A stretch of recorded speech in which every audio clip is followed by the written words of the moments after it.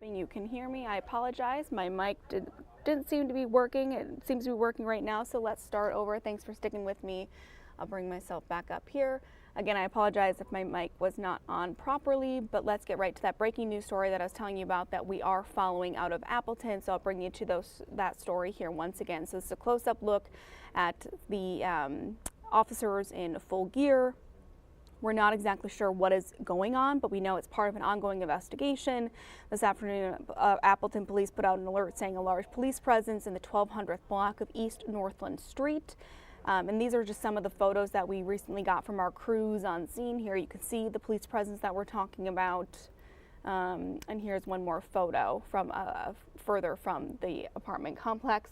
Our crews on scene are confirming that it is in Northland Apartments at Northland Avenue.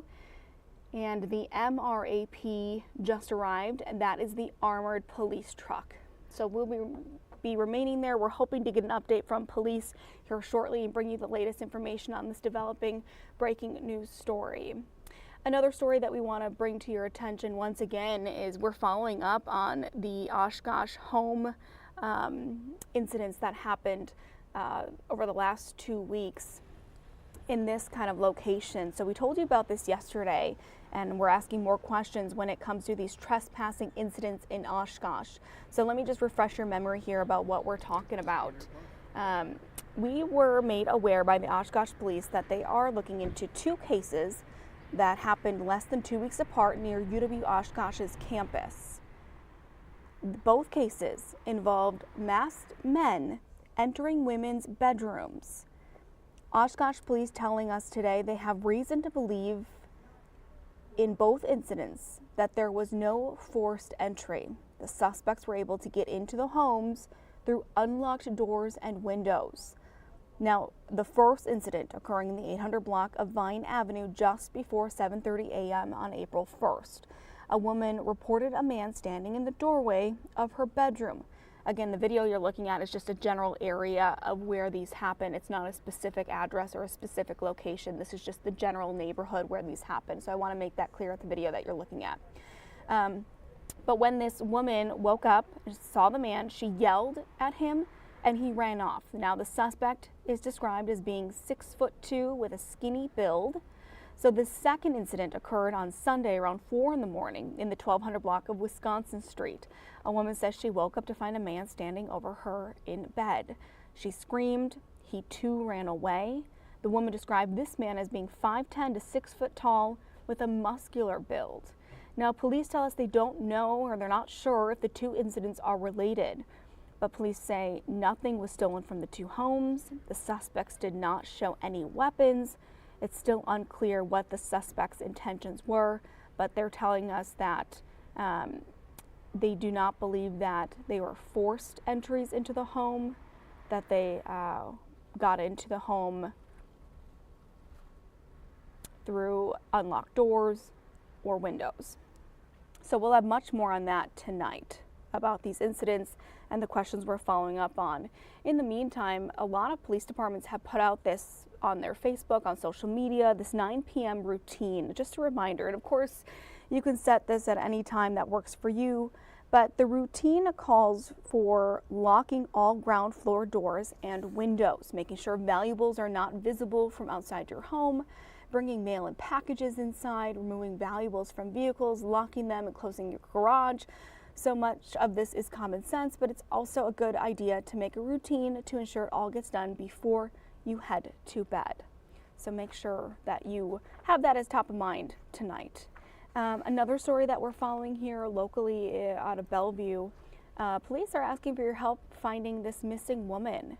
Her name is Yvonne Benitez. She was last heard from at around 11:30 Friday night. She's 5'3", weighs roughly 139 pounds, has black hair and brown eyes. Deputies say they aren't sure what she was wearing at the time she went missing. The Brown County Sheriff's Office is asking anyone with information to contact them. Another anniversary of a missing woman. It's been a year since Tara Jane Sullivan was reported missing in Shawano County. So the day after she went missing, Sullivan's cell phone was found in the town of Ringgold. When officials went to return the phone to her home, they noticed there was damage to the garage door. And then later that day, an off-duty Wausau police officer found her unoccupied vehicle on the side of the road in Shawano County. Now that led to a number of canine units and drone searches that you just saw there on your screen in the area. Anyone who may have any information on Sullivan's disappearance should call Marathon County Sheriff's Office. All right, so I know I'm not the only one that woke up to the rain and some thunder. I was getting alerts on my First Alert Weather app just about all of the lightning detected in the area around me. So let's bring in meteorologist Keith Gibson to walk us through a little bit of what we can expect the rest of the day and what we kind of experienced earlier today. Keith. Hey, Brittany. Hey, can you pop up the Green Bay Skycam? Oh yeah, let me pull that up for you. I want to see if it. Yeah, okay. So it's raining now, huh? It is. I heard it pounding on the roof. It's some pretty good downpours still out there. So yeah, it's a little bit wet. I wanted to show you the radar estimate over the last 24 hours. Now, we're advertising some good moisture. We've had it anywhere from about 1/4 of an inch to upwards of about 2 inches. I got a report of about 2 inches earlier today down in Green Lake. Now, some of us didn't get those higher end totals, but we all had some moisture around here with the thunder and lightning. Thankfully, no severe weather, but it was a little bit breezy here. Good news report. Look at this, Brittany. The fire danger map is green, low across the board. Yes, I know, high humidity, rain. So fire danger is not an issue for now and the next couple of days, but we'll eventually dry things out. Now, this is where we stand.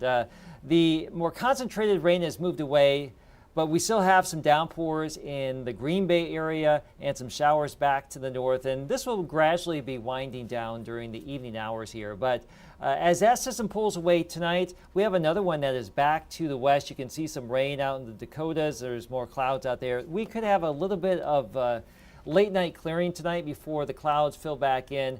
So over the next 24 hours, showery now, cloudy, and maybe a few breaks tonight, 40s and 30s, and 50s again tomorrow.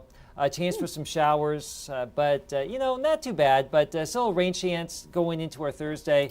And then we'll have some cooler and some drier air as we get into the weekend. So really not too bad here, and our severe weather outlook for the next 7 days is nil here. So no big problematic events here for the next week, but there will be a couple things we'll talk about at 4 o'clock. Sounds good. All right, we'll see you then, Keith. Thanks so much.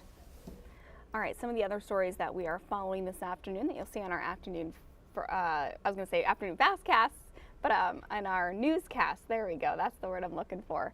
All right, so at 4 o'clock, the DOJ held a behavioral and threat assessment management meeting today at Fox Valley Technical College in Appleton.